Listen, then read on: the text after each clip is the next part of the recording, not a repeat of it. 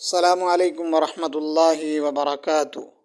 مسلمانوں کا قبلہ اول کیا تھا اور بیت المقدس قبلہ کیوں بنا؟ آپ نے اس ویڈیو کو آخر تک دیکھنا ہے اور ہمارے چینل کو سبسکرائب کرنا ہے۔ واضح رہے کہ حضرت آدم علیہ السلام سے لے کر حضرت نوح علیہ السلام تک سب کا قبلہ یہی بیت اللہ تھا۔ طوفان نوح میں پوری دنیا ڈوبنے سے تباہ ہو گئی، جس کی وجہ سے بیت اللہ کی عمارت بھی منہدم ہو گئی۔ اس کے بعد حضرت ابراہیم اور حضرت اسماعیل علیہ السلام نے دوبارہ بحکم خداوندی بیت اللہ کی تعمیر کی اور یہی ان کا اور ان کی امت کا قبلہ رہا۔ اس کے بعد انبیاء بنی اسرائیل کے لیے بیت المقدس ہی کو قبلہ قرار دیا گیا۔ جناب رسول اللہ صلی اللہ علیہ وسلم کس جانب منہ کر کے نماز پڑھتے تھے؟ آیا شروع سے ہی بیت المقدس کی طرف منہ کر کے نماز پڑھا کرتے تھے یا بیت اللہ کی طرف؟ حضرت عبداللہ ابن عباس رضی اللہ عنہ فرماتے ہیں کہ نماز فرض ہونے کے بعد پہلے آپ صلی اللہ علیہ وسلم کا قبلہ بیت المقدس تھا، جو مدینہ ہجرت کے بعد بھی 16-17 ماہ تک باقی رہا۔ البتہ جناب رسول اللہ صلی اللہ علیہ وسلم مکہ مکرمہ میں حجر اسود اور رکن یمانی کے درمیان نماز پڑھتے تھے تاکہ بیت اللہ بھی سامنے رہے اور بیت المقدس کا بھی استقبال ہو جائے۔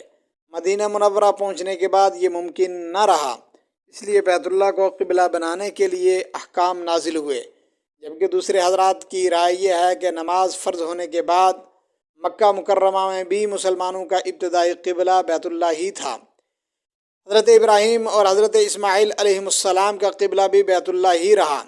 آپ صلی اللہ علیہ وسلم جب تک مکہ مکرمہ میں مقیم رہے بیت اللہ ہی کی طرف نماز پڑھتے رہے۔ پھر ہجرت کے بعد آپ صلی اللہ علیہ وسلم کا قبلہ بیت المقدس قرار دیا گیا اور مدینہ منورہ میں 16-17 مہینے آپ نے بیت المقدس کی طرف نماز پڑھی۔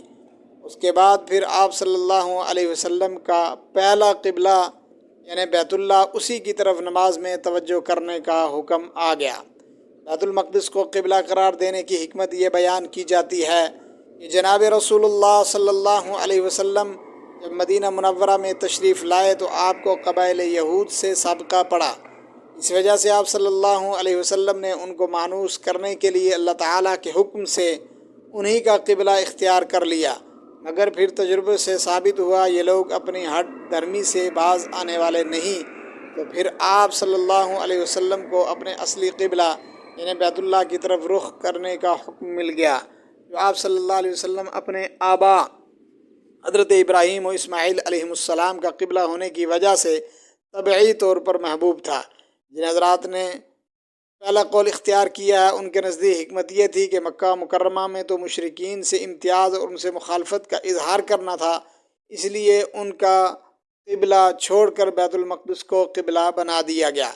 پھر ہجرت کے بعد مدینہ طیبہ میں یہود و نصارہ سے امتیاز اور ان کی مخالفت کا اظہار مقصود ہوا تو ان کا قبلہ بدل کر بیت اللہ کو قبلہ بنا دیا گیا۔ مسلمانوں کے لیے فضیلت یہ ہے کہ مسجد اقصی مسلمانوں کا کچھ عرصے کے لیے قبلہ رہا ہے۔ جس طرح مسجد حرام میں نماز پڑھنے کی فضیلت ہے، اسی طرح مسجد اقصی میں بھی نماز پڑھنے کی فضیلت آئی ہے۔